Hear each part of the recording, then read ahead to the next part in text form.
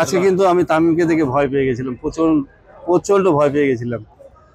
কারণ তামিম প্রথমে একবার হাসপাতালে ভর্তি হয় এবং হাসপাতালে ভর্তি হওয়ার পরে সে উন্নত চিকিৎসার জন্য হয়তো বা কাউকে বলে যে এয়ার অ্যাম্বুলেন্সের ব্যবস্থা করতে, কিন্তু এখানকার ডাক্তাররা বললো যে তামিমের অবস্থা খুব খারাপ, তামিম আপনি যেন না।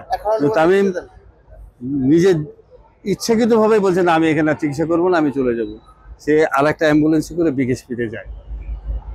এয়ার অ্যাম্বুলেন্সে আমরা তাকে তুলতে পারি নাই ওই সময়, ওই মুহূর্তে তার পালস ছিল না। এবং আমাদের সাথে দেবু ছিল ম্যাচ রেফারি, ডাক্তার স্বামী ছিলেন এবং এখানকার একজন ডাক্তার ছিলেন। উনাদের কারেক্ট ডিসিশনের জন্যই হয়তোবা আমরা তামিমকে আবার ফিরে পাচ্ছি, আমি মনে করি। আমি আশাবাদী যে তামিম আমাদের মাঝে আবার ফিরে আসবে। তামিমের পরিবার আসছে, তামিমের ওয়াইফ আছে, তার মা আসছে, নাফি ইকবাল আসছেন, আর একজন ভদ্রলোক আছেন, আমি হয়তো ওনাকে চিনি না। আর নাফিজের সাথে আমার কথা হয়েছে, নাফিজ ভিতরেই আছে, ওনার আম্মাও আছে, তার সাথেও কথা হচ্ছে, ভাবির সাথেও কথা হয়েছে।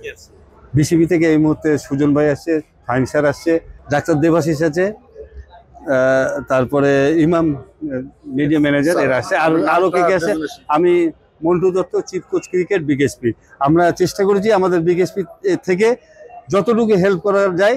ওই মুহূর্তে আমাদের নিজস্ব ডাক্তার দুইজন ছিলেন, একজন ফিজিও ছিলেন জয়, তারও দিয়েছি, ডাক্তার শামীম ছিলেন, ডাক্তার শামীম ছিলেন, এবং সাথে তাদেরকে দিয়েছেন। এবং আমাদের ডিজি মহোদয় বলছেন যে যেভাবে হোক তামিমকে আপনারা সহযোগিতা করেন, মেডিকেল হোক এবং ইভেন এখানকার ডাক্তার থাকা অবস্থাতে তাদের সাথে আমাদের ডাক্তারকে পাঠানো হয়েছে।